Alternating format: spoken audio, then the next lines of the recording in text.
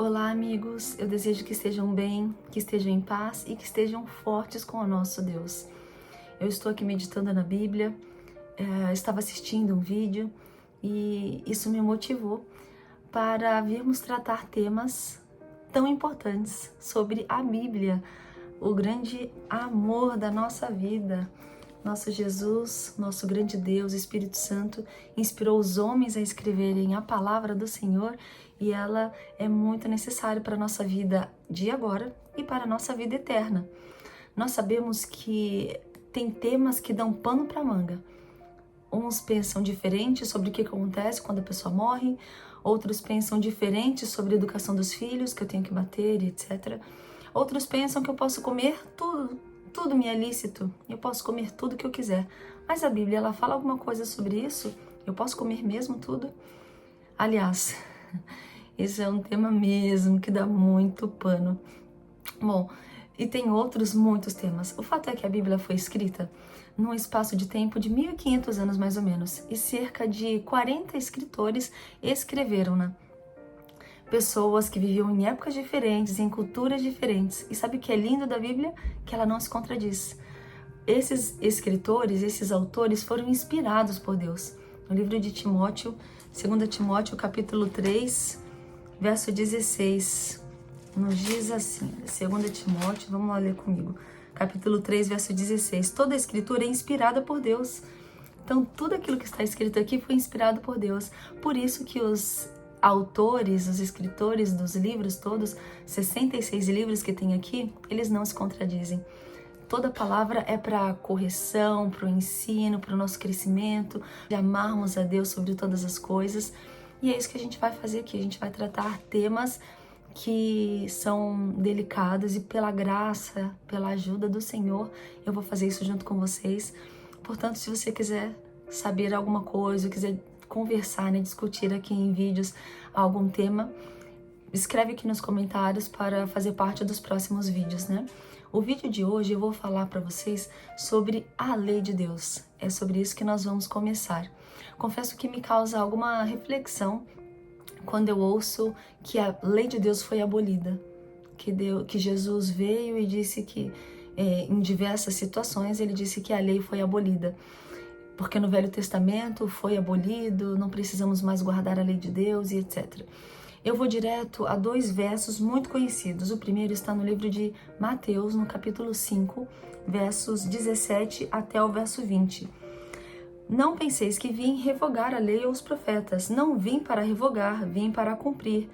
Porque em verdade vos digo, até que o céu e a terra passem, nenhum i ou um tio jamais passará da lei, até que tudo se cumpra. Aquele, pois, que violar um destes mandamentos, posto que dos menores, e assim ensinar aos homens, será considerado mínimo no reino dos céus. Aquele, porém, que os observar e ensinar, esse será considerado grande no reino dos céus. Porque vos digo que se a vossa justiça não exceder em muito a dos escribas e fariseus, jamais entrareis no reino dos céus. Jesus disse, eu não vim apagar a lei, os mandamentos. Amigos, a lei de Deus ela é eterna, como o próprio Deus. Jesus disse aqui que a gente tem que guardar a lei e nos versos seguintes ele nos diz que é muito mais profundo.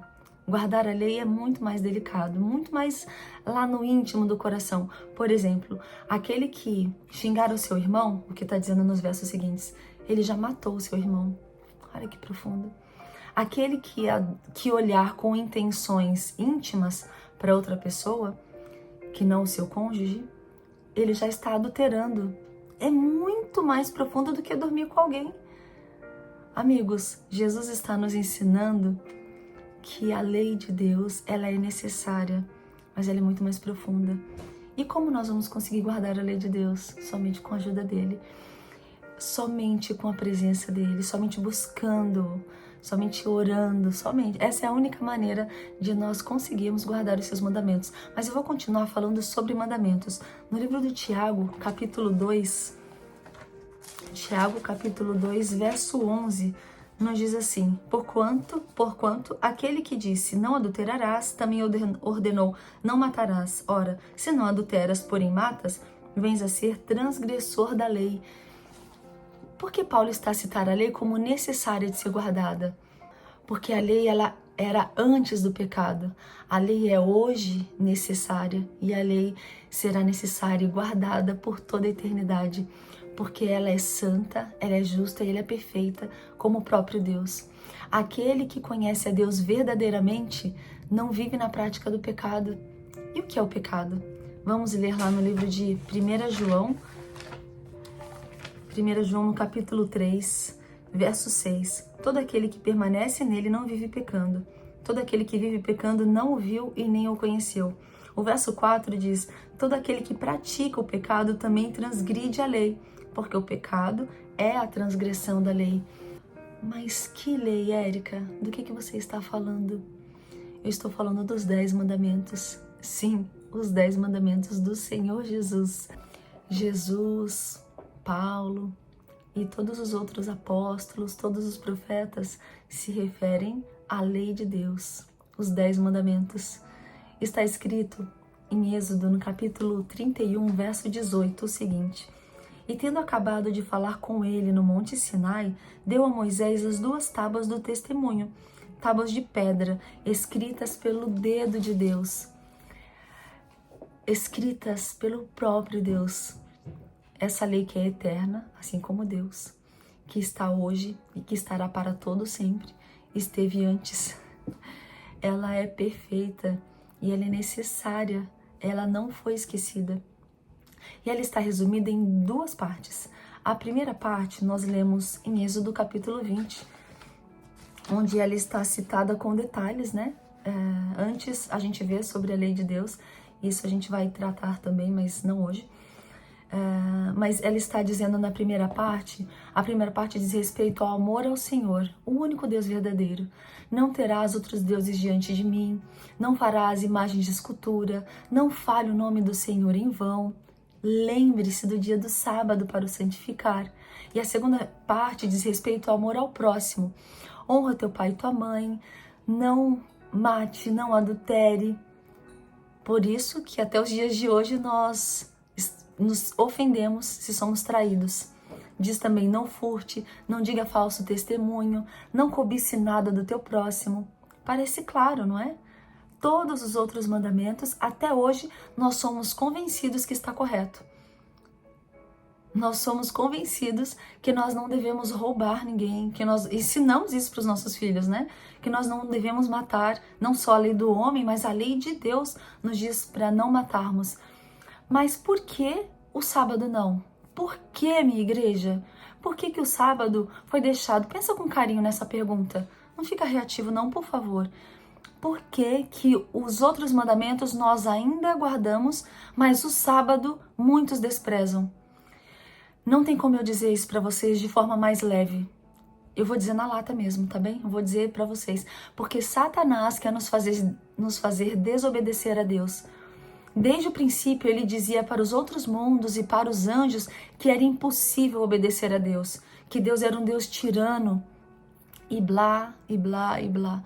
Mentiras atrás de mentiras. A verdade é que ele queria ser igual a Deus. Ele queria um reino com as ordens dele, com as leis dele. Esse é o inimigo de Deus. Como é o reino desse inimigo de Deus? Como é o reino de Satanás, minha gente? É o que nós vemos hoje.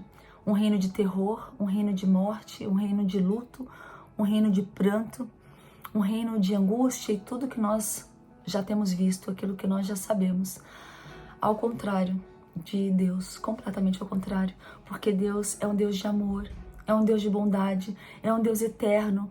A sua lei é eterna, a sua lei é perfeita. E o inimigo de Deus, sabendo disso, ele quer destruir a imagem de Deus. Ele quer destruir a sua lei perante o universo, perante a terra. Perante o universo já não dá mais. Todos os outros mundos que não caíram, que são perfeitos, eles já sabem quem é Satanás, quem é a antiga serpente, quem foi Lúcifer. Eles já sabem. Mas nós aqui ainda estamos nessa guerra, essa guerra espiritual. E a maior maneira de Satanás destruir quem é Deus é destruindo a sua lei, destruindo aquilo que é desde sempre junto com Deus. E com esse discursinho barato, mentiroso, Satanás está fazendo muitas pessoas acreditarem que a lei de Deus não é necessária de ser guardada.